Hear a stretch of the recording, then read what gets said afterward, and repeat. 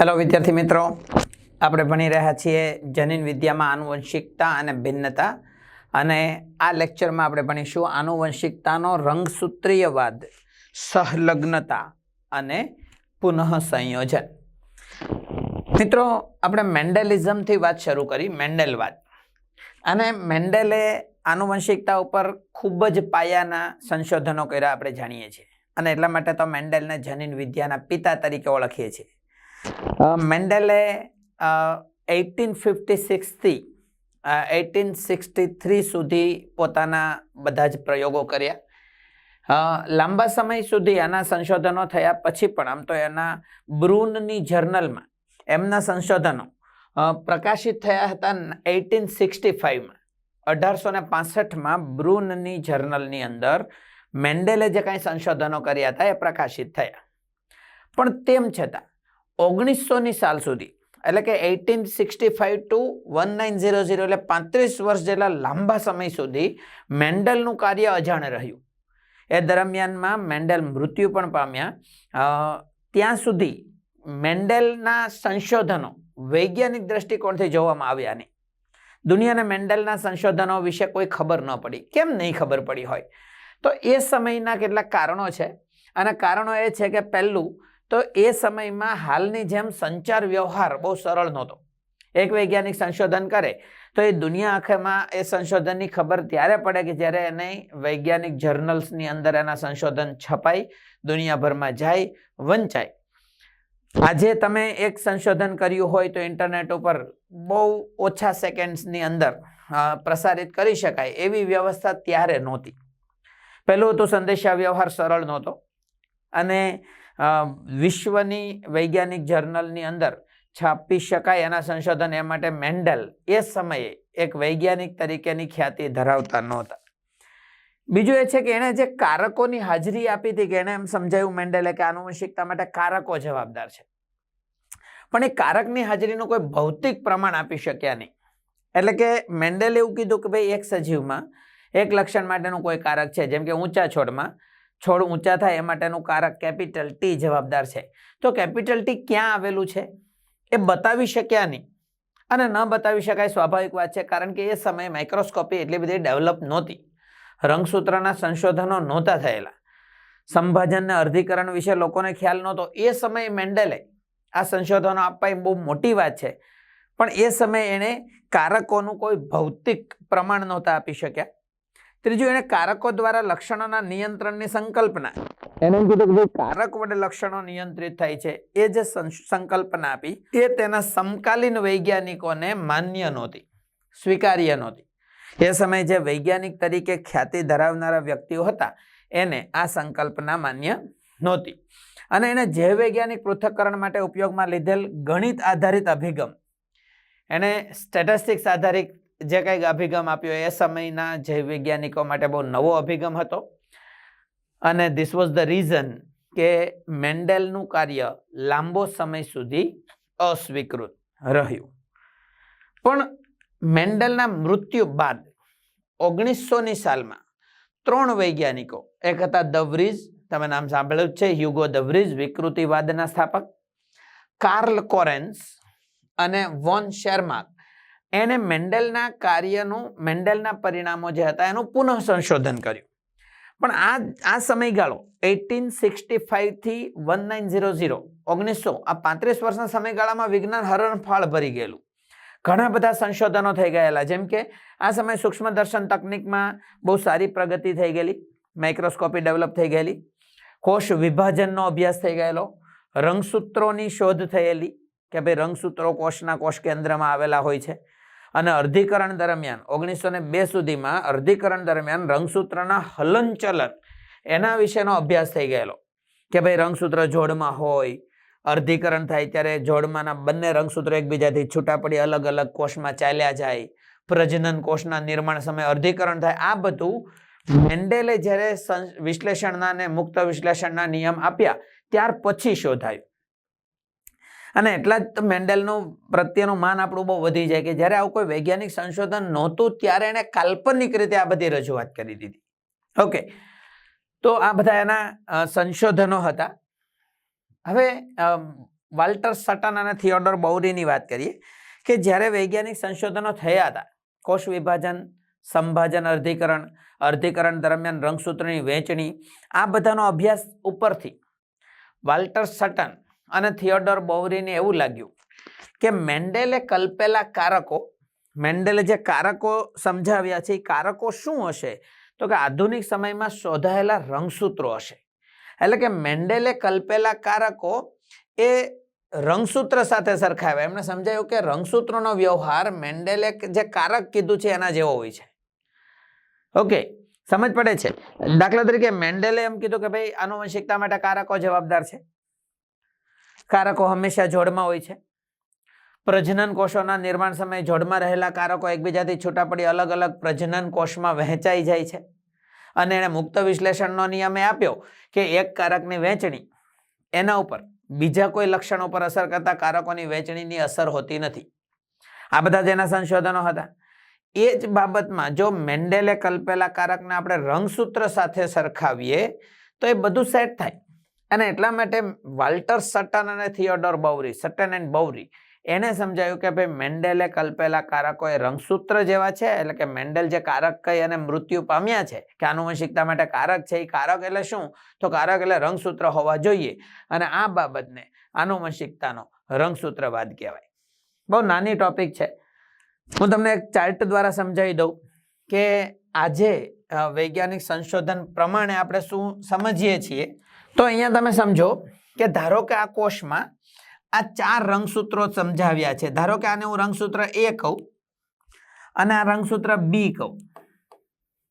Okay, અને આ રંગસૂત્ર A નું સમજાત રંગસૂત્ર, ધારો કે હું આને A' કહું અને આને B' કહું સમજાવવા માટે. કારણ કે રંગસૂત્ર જોડમાં હોય. 1 નંબરના 2 રંગસૂત્ર હોય, 2 નંબરના 2 રંગસૂત્ર, 3 નંબરના 2 રંગસૂત્ર. જેટલા જોડ હોય એટલા 2 રંગસૂત્ર હોય. જેમ કે માણસની અંદર 23 જોડ રંગસૂત્ર છે, તો એક જોડના 2, બીજી જોડમાં 2, ત્રીજી જોડમાં 2, એમ બધામાં હોય. ધારો કે આ બંને સમજાત રંગસૂત્ર છે, આ બંને સમજાત રંગસૂત્ર છે.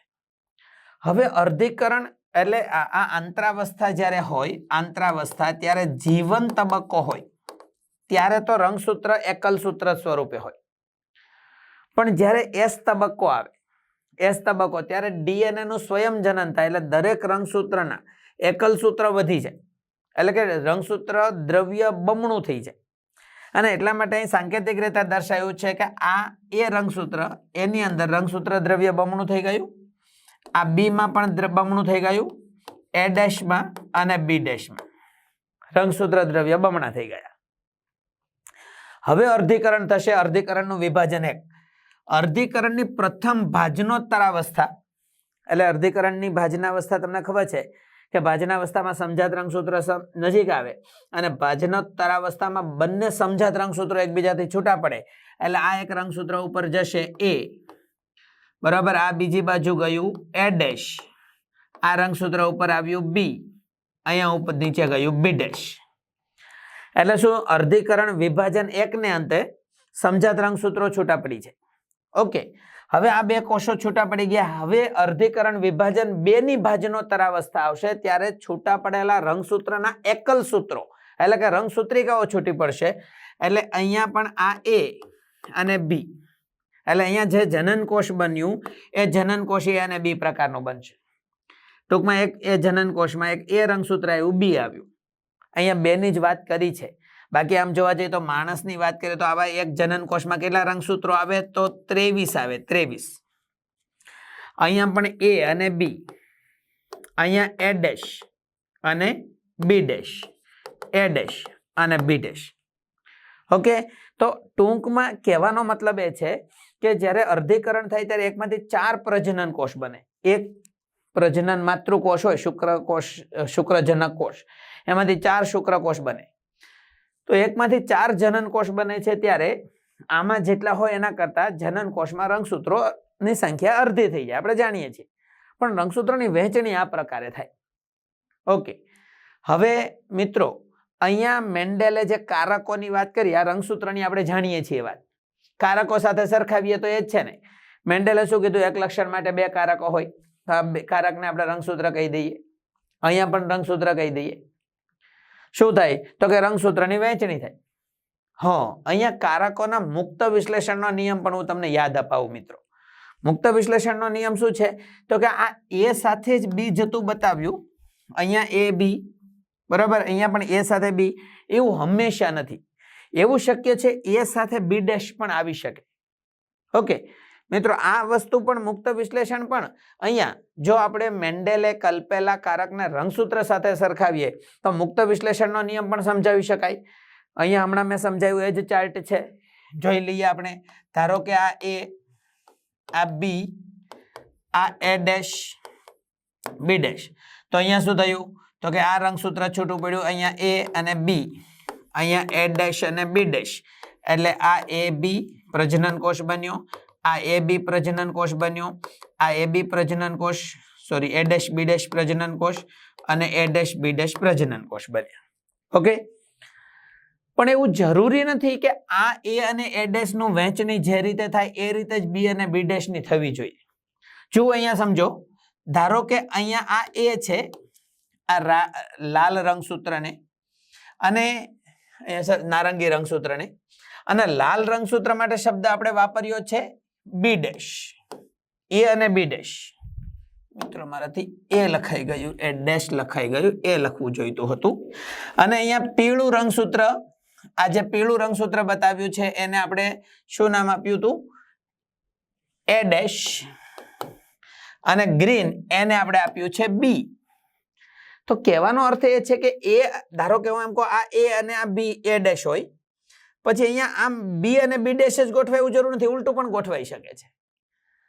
ઓકે, અને અર્ધીકરણ વિભાજન 2 થાય ત્યારે એવું શક્ય છે કે એ સાથે બી ડેશ અને એ ડેશ સાથે બી રંગસૂત્ર આવે, અને એટલા માટે જનન કોષ બનશે અહીંયા. એ કેવો બનશે જુઓ, એ બી ડેશ બરાબર, અહીંયા પણ શું એ બી ડેશ, અહીંયા A dash B, A dash B. Okay, આ મુક્ત વિશ્લેષણ છે. આ ચાર્ટ દ્વારા હું શું સમજાવવા માંગુ છું? હું એમ સમજાવવા માંગુ છું કે મેન્ડેલ એ જે કારક કહેતા હતા એને બૌરી અને સટનના કહેવા મુજબ જો રંગસૂત્ર આપણે સ્વીકારી લઈએ તો મુક્ત વિશ્લેષણનો નિયમ બહુ સરળતાથી સમજાવી શકાય. મુક્ત વિશ્લેષણનો નિયમ શું સમજાવી શકાય તો કે ભાઈ જુઓ, આમાં એ અને બી પ્રકારના પ્રજનન કોષ, એ ડેશ બી ડેશ પ્રકારના પ્રજનન કોષ, એ બી ડેશ અને એ ડેશ બી બધા પ્રકારના પ્રજનન કોષનું નિર્માણ થાય. જે રીતે દ્વિસંકરણના પ્રયોગમાં આપણે શું વાત કરી હતી છેલ્લે, કે દ્વિસંકરણના પ્રયોગમાં આપણે એમ કહેતા હતા capital R small R, capital Y small Y, આમાંથી કેપિટલ આર કેપિટલ વાય અને સ્મોલ વાય પ્રકારના જ પ્રજનન કોષ ન બનતા કેપિટલ આર સ્મોલ વાય અને સ્મોલ આર કેપિટલ વાય પ્રકારના પણ પ્રજનન કોષ બને, એ જ ઘટના છે. ઓકે, તો આ મુદ્દા ઉપરથી હું ખાલી એટલું કહી શકું કે સટન એન્ડ બૌરી એના કહેવા મુજબ મેન્ડેલે કલ્પેલા કારકો એ કોની સાથે સામ્યતા દર્શાવે છે? રંગસૂત્ર સાથે. આજે આપણે એ સંપૂર્ણ વાત સ્વીકારતા નથી. કારક બરાબર શું? કારક એટલે રંગસૂત્ર કે કારક એટલે જનીન? શું? તો અત્યારે તમે બધા બોલશો કે નહીં કારક એટલે જનીન. કારક એટલે રંગસૂત્ર કહેવામાં ફાયદો શું? એ જ છે કે જો મેન્ડેલે કલ્પેલા કારકોને રંગસૂત્ર કહેવાથી ફાયદો એ છે કે ભાઈ કારકો જોડમાં હોય, રંગસૂત્ર જોડમાં છે. પ્રજનન કોષના નિર્માણ સમયે કારકો વહેંચાઈ જાય, એ રીતે જનીનો વહેંચાય છે. એક જોડ કારકની વહેંચણી ઉપર અન્ય જોડ કારકની વહેંચણીની કોઈ અસર નથી, અહીંયા થાય છે. અહીંયા પણ એના જેવું જ છે. તો વાત સાચી છે, પણ એક બાબતમાં તકલીફ પડે. શું? એક તો સંખ્યાની બાબતમાં. મેન્ડેલે એમ કીધું કે એક લક્ષણ માટે એક જોડ કારક હોય. હવે એક સજીવમાં લક્ષણો તો અનેક હોય પણ રંગસૂત્રો તો ઓછા હોય. દાખલા તરીકે હું તમને એમ કહું કે ડ્રોસોફિલા મેલેનોગેસ્ટર નામની ફળમાખીમાં 4 જોડ રંગસૂત્રો છે, તો શું એની અંદર 4 લક્ષણોની જ જોડ હોય? એટલે કે વિરોધાભાસી અભિવ્યક્તિ 4 જોડ જ હોય? ઘણી બધી હોઈ શકે. તો એના ઉપરથી મોર્ગને એમ કીધું કે નહીં, મેન્ડેલે કલ્પેલા કારક એ રંગસૂત્ર નહીં જનીનો હશે, અને રંગસૂત્રો ઉપર જનીનો હશે. સમજ પડી? એટલે કે મેન્ડેલે જે કારક કીધું છે એ રંગસૂત્રો નથી પણ જનીનો છે. અને જનીનો રંગસૂત્ર ઉપર એક લાઈનમાં ગોઠવાયેલા છે. એક રંગસૂત્ર ઉપર ઘણા બધા જનીનો હોય. એટલે કે રંગસૂત્રો ઉપર જનીનો રેખીય રીતે ગોઠવાયેલા હોય છે. રંગસૂત્રો પર જનીનો રેખીય રીતે ગોઠવાયેલા હોય. એટલે તમારે બે વાત યાદ રાખવાની છે કે મેન્ડેલે કલ્પેલા કારક, કલ્પેલા એટલા માટે બોલું છું કે એને તો કાલ્પનિક શબ્દ વાપર્યો, એને રંગસૂત્ર કહેવાય કે જનીન, તો સટન અને બોવરીના કહેવા મુજબ રંગસૂત્ર કહેવાય, પણ મોર્ગન, TH મોર્ગન નામના વૈજ્ઞાનિકના કહેવા મુજબ જનીન કહેવાય. જો જનીન કહીએ તો એક પ્રશ્ન આવે છે, મુક્ત વિશ્લેષણ બધા જનીનોનું થતું નથી. પણ કારક કહીએ તો એક પ્રશ્ન આવે છે સંખ્યાનો. એટલે આજે આધુનિક જીવ વિજ્ઞાનમાં આપણે સ્વીકારીએ છીએ આ વાત કે મેન્ડેલે કલ્પેલા કારક એ જનીન છે. અને કેમ ખબર પડી તો એની ચર્ચા કરી દઈએ થોમસ હન્ટ મોર્ગનના સંશોધનો ઉપરથી. TH Morgan, Thomas hunt Morgan બહુ મહાન વૈજ્ઞાનિક, પ્રાયોગિક જનીન વિદ્યાના પિતા એને કહી શકાય. કારણ કે જનીન વિદ્યાના પિતા તો મેન્ડેલ છે, પણ આધુનિકમાં એણે આનુવંશિકતાના રંગસૂત્રવાદની પ્રયોગાત્મક ચકાસણી કરી. એણે છે ને ડ્રોસોફિલા મેલેનોગેસ્ટર નામની ફળમાખી ઉપર ખૂબ જ સંશોધનો કર્યા. જેમ મેન્ડેલે બહુ બધા સંશોધનો લેથિરસ ઓડોરેટસ પાઇસમ સટાઇવમ નામની વટાણાની જાતિ ઉપર કર્યા, એમ ડ્રોસોફિલા મેલેનોગેસ્ટર ઉપર થોમસ એન્ડ મોર્ગનના પ્રયોગો ખૂબ જ જાણીતા છે. એણે શું કીધું? આનુવંશિકતા માટે જનીનો જવાબદાર છે અને જનીનો રંગસૂત્રો પર રેખીય રીતે ગોઠવાયેલા હોય છે. એટલે જુઓ, આનુવંશિકતા માટે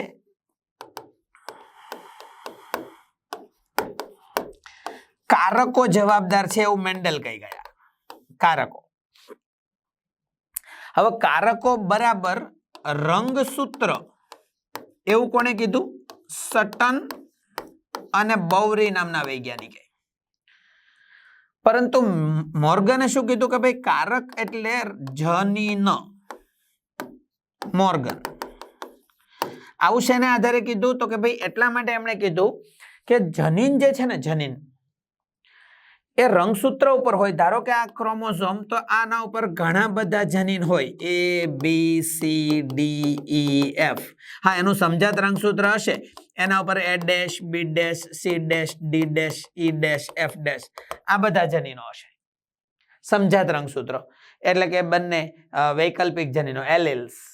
સમજાત રંગસૂત્ર ઉપર એક નંબરનું રંગસૂત્ર, એક નંબરનું, તો અહીંયા જે જનીનો એનો LL અહીંયા હોય. ઓકે, એટલે આનુવંશિકતા માટે જનીનો જવાબદાર છે અને જનીનો રંગસૂત્રો પર રેખીય ગોઠવાયેલા હોય છે. બહુ બધી વખત MCQમાં સવાલ પૂછાય છે મિત્રો કે જનીનો રંગસૂત્ર પર રેખીય ગોઠવાયેલા હોય એવી સાબિતી કોણે આપી? તો TH Morgan, Thomas hunt Morgan, એણે આપી. હવે એમણે છે ને આનુવંશિકતાના અભ્યાસ માટે જે પ્રયોગો કર્યા ડ્રોસોફિલા મેલેનોગેસ્ટર ઉપર, તો એને ડ્રોસોફિલા મેલેનોગેસ્ટર ઉપર જ પ્રયોગ શા માટે કર્યા? તો ડ્રોસોફિલા મેલેનોગેસ્ટર ઉપરના પ્રયોગો છે ને, એ ડ્રોસોફિલા પ્રયોગો માટે, જનીન વિદ્યાના પ્રયોગો માટે બહુ સરળ. શું કામ? તો કે એક તો સરળતાથી ઉછેર થઈ શકે, આ એક કારણ હતું. એનું જીવનચક્ર ટૂંકું હોય, 2 અઠવાડિયામાં એનું જીવનચક્ર પૂર્ણ થાય. બીજું છે એમાં એક લિંગી છે, નર અને માદા સ્પષ્ટ જુદા છે, એટલે કે સ્પષ્ટ લિંગ ભેદ દર્શાવે છે. આનુવંશિક ભિન્નતાઓના અનેક પ્રકાર. દેખી રીતે એક પ્રાણીથી બીજા પ્રાણીમાં ભિન્નતા દેખાય એ જોઈ શકાય. સૂક્ષ્મદર્શક યંત્રમાં લો પાવરમાં જોઈ શકાય એટલા સરળ ભેદ એમાં જોવા મળે છે. બરાબર. આ બધા કારણોસર આપણે એવું કહી શકાય કે TH મોર્ગને ડ્રોસોફિલા મેલેનોગેસ્ટર માખી શા માટે પસંદ કરી? તો આ કારણો હતા અને એની સફળતા એનાથી મળી. ચાલો, હવે એણે ડ્રોસોફિલા ઉપર ઘણા બધા સંશોધનો કર્યા ને, આ સંશોધનો ઉપરથી જે નવી બાબતો જાણવા મળી એ નવા ટોપિક ઉપર આપણે જઈએ, અને છે સંલગ્નતા અને પુનઃ સંયોજન. લિંગ સંકલિત જનીનોનો અભ્યાસ જ્યારે મોર્ગન કરતા હતા ડ્રોસોફિલા મેલેનોગેસ્ટર ઉપર, તો એ અભ્યાસ માટે એણે ઘણા બધા દ્વિસંકરણના પ્રયોગ કર્યા. એટલે એક સાથે 2 લક્ષણ ધ્યાનમાં રાખી અને એ આનુવંશિકતામાં કઈ રીતે ઉતરે છે એ એણે પ્રયોગો કર્યા. અને આ પ્રયોગ દ્વારા એટલે પ્રયોગો કેવા હતા? તો કે ભાઈ મેન્ડેલે કલ્પેલા દ્વિસંકરણના પ્રયોગ જેવા જ હતા. એટલે શું? તો કે ભાઈ 2 લક્ષણ, એના માટેના શુદ્ધ વંશક્રમ લેવાનો, એની વચ્ચે સંકરણ કરાવવાનું, F1 પેઢી મળે, F1 વચ્ચે ફલન કરાવવાનું, પરફલન, કારણ કે અહીં સ્વપ્રજનન તો નહીં કહેવાય, અને F1 ક્રોસ F1 કરાવો એટલે F2 મળે. એમાં લક્ષણોનો અભ્યાસ કરવાનો. મેન્ડેલની આ પદ્ધતિ જ હતી. અને મેન્ડેલની પદ્ધતિમાં શું હતી? તો કે ભાઈ 2 લક્ષણો માટે શુદ્ધ વંશક્રમ કરો, સંકરણ કરો, તો F1 માં કોઈ એક જ પિતૃ જેવા લક્ષણો જોવા મળે, પણ F2 માં 9:3:3:1 મળે. ઓકે, આ મેન્ડેલનું સંશોધન હતું. પણ જ્યારે મોર્ગને ડ્રોસોફિલા ઉપર આવા પ્રયોગ કર્યા ને આ જ પદ્ધતિથી, તો એને આવું જે પરિણામ મળવું જોઈતું હતું એવું ન મળ્યું, કંઈક અલગ જ પરિણામ મળ્યા. ઓકે, અને એણે પ્રયોગો દ્વારા ઘણા બધા લક્ષણોનો અભ્યાસ કર્યો, અને લક્ષણોના અભ્યાસ ઉપરથી એને ખબર પડી કે એના ડ્રોસોફિલામાં એક્સ લિંગી રંગસૂત્રો પર કેટલાક લક્ષણો માટે જવાબદાર જનીનો આવેલા છે. મિત્રો તમને કહી દઉં કે ડ્રોસોફિલા નામની ફળમાખી, ડ્રોસોફિલા મેલેનોગેસ્ટર, 4 જોડ રંગસૂત્રો ધરાવે છે.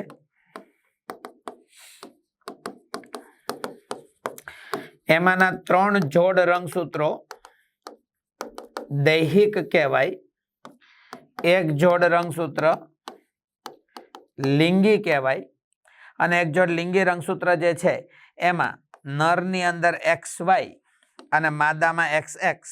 XY એટલે શું? તો કે X એટલે લાંબુ સળી આકારનું અને Y એટલે નાનું અંકુશ આકારનું, જ્યારે માદાની અંદર 2 લાંબા સળી આકારના X રંગસૂત્ર હોય છે. ઓકે, હવે X રંગસૂત્રો ઉપર અમુક લક્ષણો માટેના જનીનો આવેલા છે. એ જનીનો હું તમને કહું કે કયા કયા લક્ષણના જનીનો X રંગસૂત્ર ઉપર આવેલા છે. તો પહેલું લક્ષણ હતું શરીરનો રંગ. શરીરના રંગ માટેનું જનીન ડ્રોસોફિલાના કયા રંગસૂત્ર ઉપર હોય? X ઉપર. હા, નરમાં X રંગસૂત્ર તો હોય, 1 હોય, માદામાં 2 હોય. હવે 2 અભિવ્યક્તિ છે. શરીરના રંગની 2 અભિવ્યક્તિ છે. એક છે બદામી રંગ અને પીળો રંગ. એમાં બદામી રંગ એને આપણે પ્રભાવી કહીશું, અને પીળો રંગ પ્રચ્છન્ન કહીશું. ઓકે, કારણ કે પ્રેક્ટિકલી એવું જાણવા મળ્યું. યાદ રાખીશું અહીંયા કે પીળા રંગ માટે જવાબદાર જનીન Y અને બદામી રંગ માટે Y' શબ્દ વાપર્યો. જો મેન્ડેલ હોત તો કેપિટલ લેટર વાપર. અહીંયા મોર્ગને Y' શબ્દ વાપર્યો, પણ જે ડેશ છે એ પ્રભાવી છે, યાદ રાખશું આપણે. એટલે જુઓ, હું તમને એક સમજાવવા માટે કહું કે એક શુદ્ધ બદામી રંગની શરીર રચના ધરાવતી ફળમાખી હોય તો એનો જીનોટાઈપ શું હશે? Y'. શુદ્ધ પીળો રંગ ધરાવતી ફળમાખી હોય તો એનો જીનોટાઈપ શું હોય? YY. ઓકે, આ બે વચ્ચે પ્રજનન થવાથી F1 મળે, Y'. કેવો રંગ હોય? બદામી. અને આમાં બદામી ક્રોસ બદામી કરાવીએ તો 4 સંતતિમાંથી 3:1 નું પરિણામ મળે. 3 બદામી અને 1 પીળો. ઓકે, જે મેન્ડેલના એક સંકરણના પ્રયોગ જેવું જ પરિણામ કહેવાય. બીજો તો આંખનો રંગ, લાલ સફેદ. સફેદ આંખ માટે W જનીન, લાલ માટે W'. કયું પ્રભાવી? લાલ. ઓકે, અને ત્રીજું છે પાંખની લંબાઈ, લાંબી પાંખ અને લઘુ પાંખ. લાંબી સક્રિય પાંખ અને લઘુ એટલે કે ટૂંકી મિનિએચર, અને મિનિએચર માટે આપણે સંજ્ઞા વાપરીએ M, અને લાંબી પાંખ માટે M'. તો કોણ પ્રભાવી? M'. ઓકે, સમજી શકો છો ને મિત્રો? M' જીનોટાઈપ હોય તો એ ફળમાખીની પાંખ કેવી હશે? તો લાંબી હશે. ઓકે, M' તો પણ લાંબી હશે. M હોય તો લઘુ એટલે કે મિનિએચર હશે. ઓકે, ચાલો, આ બધા લક્ષણો જે છે એ વન્ય માખીમાં જોવા મળે છે. શા માટે વન્યમાં જોવા મળે છે? કારણ કે વન્ય એટલે મૂળભૂત સ્વરૂપ, એટલે કે પ્રભાવી સ્વરૂપ, સમયુગ્મ પ્રભાવી. ઓકે, ચાલો હવે એના થોડા પ્રેક્ટિકલ હું તમને સમજાવું. દ્વિસંકરણ, એમણે છે ને આ બંને વચ્ચેના લક્ષણો ધ્યાનમાં રાખીને સંકરણ કર્યું, દ્વિસંકરણનો પ્રયોગ. આ બે લક્ષણો ધ્યાનમાં રાખીને પણ દ્વિસંકરણ કર્યું. કેવી રીતે હશે જોઈ લઈએ. મોર્ગને પીળું શરીર અને સફેદ આંખવાળી માદા માખીનું સંકરણ. કેવું? પીળું શરીર અને સફેદ આંખ, બંને કેવા લક્ષણો છે? પ્રભાવી કે પ્રચ્છન્ન મિત્રો? પ્રચ્છન્ન. એનું સંકરણ બદામી શરીર અને લાલ આંખવાળી નર માખી સાથે કરાવ્યું. ઓકે, જુઓ, તમને ખાલી જો જીનોટાઈપ લખીને બતાવું તો આવી રીતે કહી શકાય કે પીળું શરીર એટલે YY, સફેદ આંખ એટલે WW. ઓકે, હવે હું તમને એમ કહું કે ચાલો નર માખીનું જીનોટાઈપ બોલો તો બદામી શરીર અને લાલ આંખ વાળી નર માખી, એટલે તમે બધા કહીશો કે Y', એવું નહીં હોય, ખાલી Y', હશે. શું કામ? કારણ કે X રંગસૂત્રો પર આ જનીનો છે. માદામાં તો 2 X હોય એટલે YY કહેવાય, પણ નરની અંદર તો એક જ X હોય એટલે એક જ Y', હશે.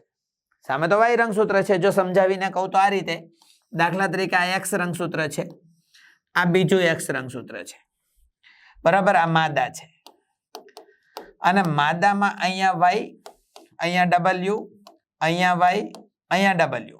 પણ નરમાં ધારો કે આ X રંગસૂત્ર અને આ Y રંગસૂત્ર છે, અહીંયા Y', અહીં W', પણ અહીંયા તો છે જ નહીં. સમજ પડે છે મિત્રો? આ ખાસ સમજવાની વાત છે. ઓકે, આ બંનેના સંકરણથી તમે વિચારો તો કે F1 પેઢી શું મળી હશે? તો બહુ સીધી વાત છે કે ભાઈ અહીંયા માદા એક જ પ્રકારનું જન્યુ રચશે. કયું? તો કે YW. શું? YW. પણ નર 2 પ્રકારના શુક્રકોષ રચશે, કોઈ YW વાળા અને કોઈ ખાલી X રંગસૂત્ર વાળા. હવે જો આ બંને ભેગા થાય મિત્રો, સમજો તો શું થશે? તો કે ભાઈ YW અને Y',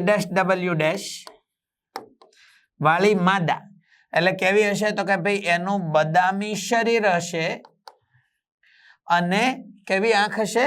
લાલ આંખ હશે. બદામી શરીર અને લાલ આંખ હશે. ઓકે, અને આ પ્રમાણે જુઓ તો શું? તો કે YW અને Y રંગસૂત્ર છે, એના ઉપર તો કોઈ જનીનો ન હોય એટલે આનું પીળું શરીર અને સફેદ આંખ હશે. ઓકે, એટલે માદામાં જેવા લક્ષણો હતા એ નરમાં આવી જશે અને નરમાં જેવા લક્ષણો હતા એ માદામાં આવી જશે. આની સંતતિ આ પ્રકારની થશે. ચાલો મિત્રો થોડું જોઈ લઈએ આપણે ચાર્ટ સ્વરૂપે કે F1 નું એકબીજા સાથે પરફલન કરાવ્યો. F1 કેવું મળ્યું હતું? તો આનું F1 તમને ખબર પડી ગઈ હશે કે આ જે માદા માખી હતી આના જેટલા નર સંતતિ થશે એ પીળું શરીર સફેદ આંખ વાળા, અને જેટલી માદા થશે એ કેવું? બદામી શરીર લાલ આંખ વાળા. હવે એની વચ્ચે સ્વપ્રજનન કરાયું અને સ્વપ્રજનનમાં આપણે જાણતા હતા કે ભાઈ F2 પેઢીમાં 9:3:3:1 પરિણામ મળે તો મેન્ડેલના નિયમો જળવાયા, પણ નહીં મળ્યું. પણ આખું અલગ જ જોવા મળ્યું. શું અલગ જોવા મળ્યું? જોઈ લઈએ. આ મેં તમને હમણાં સમજાવ્યું એમ, આ તમે સમજી ગયા છો ને કે ભાઈ આ તમારા ટેક્સ્ટબુકની જ ફિગર છે કે ભાઈ પીળો રંગ અને સફેદ આંખ.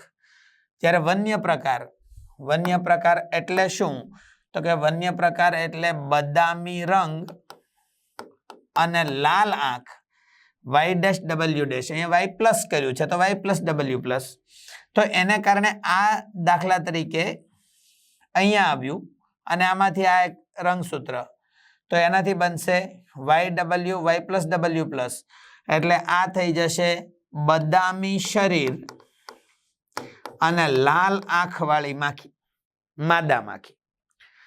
અને અહીંયા તમે જોઈ શકો છો YW જે અહીંયાથી આવ્યું આ રંગસૂત્ર અને આ Y રંગસૂત્ર આવ્યું, એના ઉપર તો કોઈ જનીના માટેના છે જ નહીં એટલે પીળું શરીર અને સફેદ આંખ વાળી નર માખી.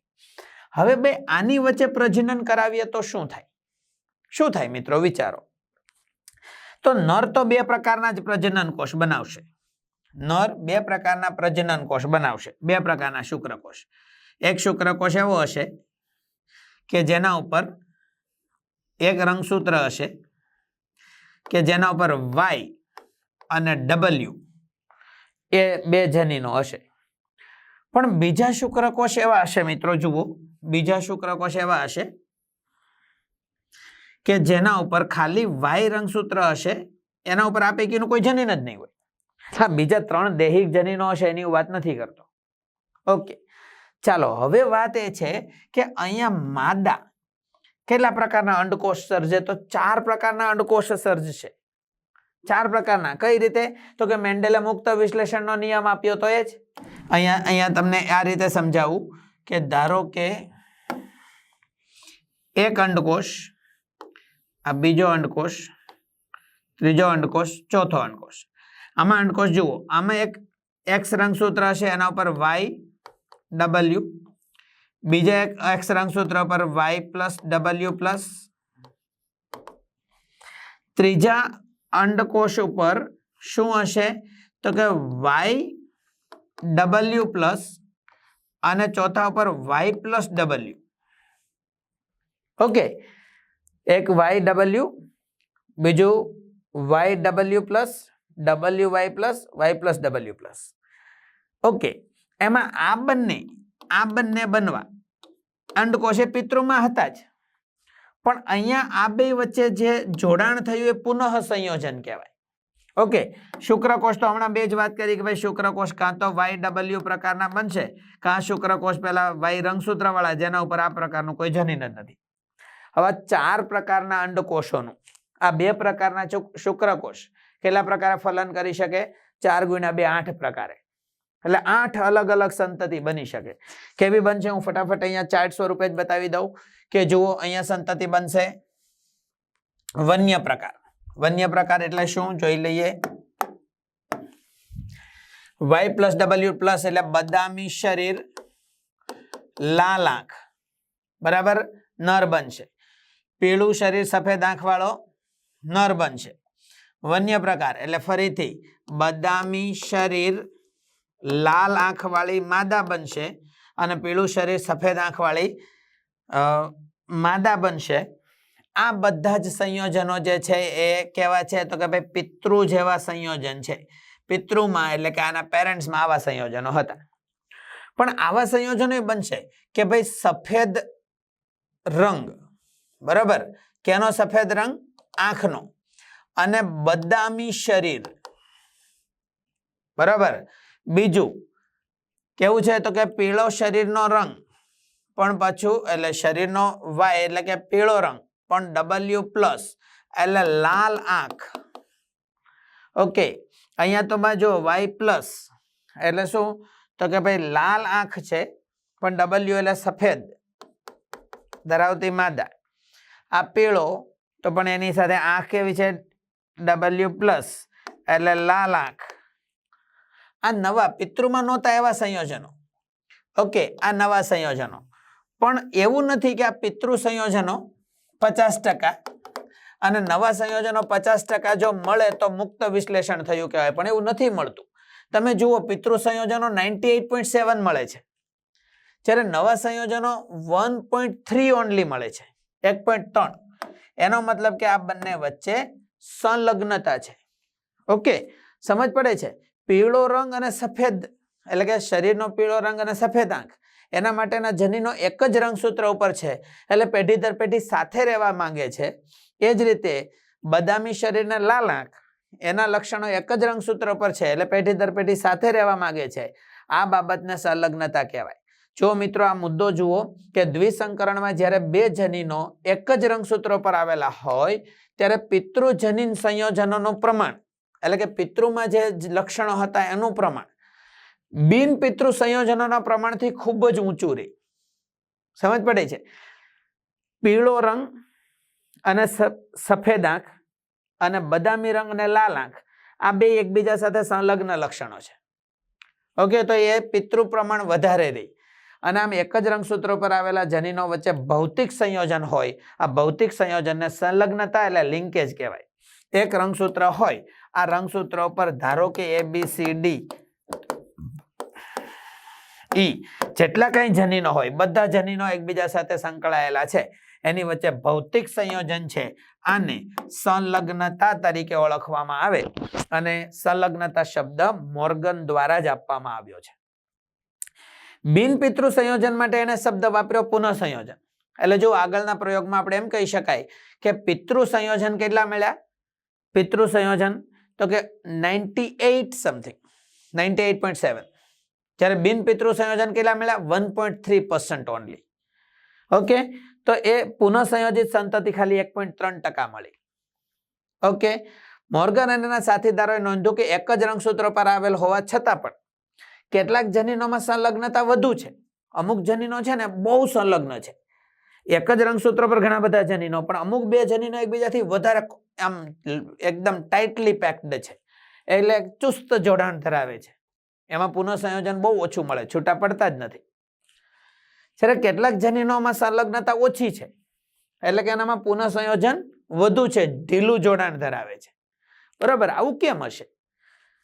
તો એના એવું કહી શકાય કે જનીનો આમ હોય ને, દાખલા તરીકે એક રંગસૂત્ર, એના ઉપર A, B અને C જનીન છે, તો A અને B એકબીજાની નજીક છે અને A અને C એકબીજાથી દૂર છે. એનો મતલબ એ છે કે A, B નજીક છે એટલે એની વચ્ચે જોડાણ વધુ, સંલગ્નતા વધુ, એમાં પુનઃ સંયોજન ઓછું મળશે. A, C વચ્ચે જગ્યા વધારે છે તો એમાં જોડાણ ઓછું છે, ઢીલું જોડાણ, એમાં પુનઃ સંયોજિત આવૃત્તિ વધારે મળશે.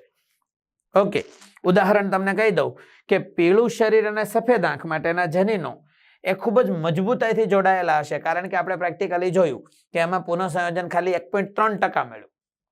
પણ મિત્રો આપણી ટેક્સ્ટબુકમાં બીજો એક ચાર્ટ પણ આપેલો છે કે જેમાં છે સફેદ આંખ અને લઘુ પાંખ, એની વચ્ચે દ્વિસંકરણનો પ્રયોગ કરવામાં આવ્યો તો એની વચ્ચે પુનઃ સંયોજિત સંતતિનું પ્રમાણ મળ્યું 37.2. એનો મતલબ એની વચ્ચે ચુસ્ત જોડાણ નથી, ઢીલું જોડાણ છે. આના ઉપરથી આપણે એમ કહી શકાય કે એક જ રંગસૂત્ર ઉપર કેપિટલ Y, W અને M જનીનો આવેલા છે, પણ Y અને W વચ્ચે ખૂબ જ ઓછું અંતર છે, પણ W અને M વચ્ચે વધારે અંતર છે. એટલે કે Y અને W એકબીજા સાથે ચુસ્ત જોડાણ ધરાવે છે, એટલે પુનઃ સંયોજિત સંતતિ ખૂબ જ ઓછી 1.3% મળે છે, જ્યારે W અને M ઢીલું જોડાણ ધરાવે છે, એટલે એની વચ્ચેને પુનઃ સંયોજનનું પ્રમાણ 37.2 જેટલું વધારે મળે છે. મિત્રો આ બંને ઉદાહરણ છે, Y અને W, અને અહીંયા છે W અને M. તો Y અને W વચ્ચેનું અંતર ઓછું છે, F1 નું નહીં પણ F2 નું પ્રમાણ જો આપણે જોઈએ તો F2 ની અંદર અહીંયા પુનઃ સંયોજિત સંતતિ મળી 1.3%, જ્યારે W અને M વચ્ચેના દ્વિસંકરણના પ્રયોગની પુનઃ સંયોજિત સંતતિનું પ્રમાણ મળ્યું 37.2%. ઓકે, મોર્ગનના એક વિદ્યાર્થી હતા સ્ટર્ટિવેન્ટ. એને એક જ રંગસૂત્રના જનીનો વચ્ચેના જોડની પુનઃ સંયોજિત આવૃત્તિને જનીન વચ્ચેના અંતર વડે નક્કી કરી, અંતર વડે રજૂ કરી. એટલે શું? તો કે ભાઈ આમ કહી શકાય કે ભાઈ દાખલા તરીકે Y, W અને M, તો Y અને W વચ્ચે અંતર કેટલું?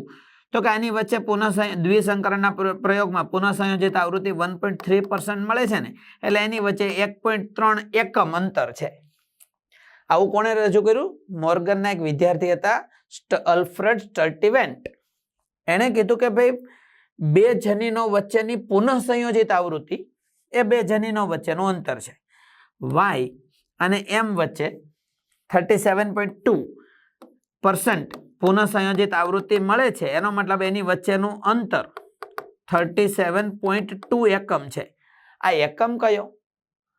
તો આ એકમ નહીં, મોર્ગનના વિદ્યાર્થીઓએ મોર્ગનના માનાર્થે સેન્ટીમોર્ગન તરીકે ઓળખ્યો. આપણે એમ કહીએ કે આ 1.3 સેન્ટીમોર્ગન અંતર છે. W અને M વચ્ચે 37.2 સેન્ટીમોર્ગન અંતર છે, અને આ અંતરનો ઉપયોગ કરીએ તો એ અંતરનો ઉપયોગ જનીન નકશા તૈયાર કરવા માટે વપરાય છે. ઓકે, હ્યુમન જીનોમ પ્રોજેક્ટની અંદર પણ જનીન નકશા તૈયાર કરવા માટે આ એકમનો જ ઉપયોગ થયેલો હતો. ઓકે મિત્રો, તો આ સાથે આપણે અહીંયા અટકીએ છીએ. આશા રાખીએ કે તમને આ જટિલ બાબતો ધીમે ધીમે મગજમાં ઉતરી હશે. નેક્સ્ટ લેક્ચરની અંદર આપણે અન્ય આનુવંશિકતાને લગતા ટોપિક્સ ભણીશું. Thank you.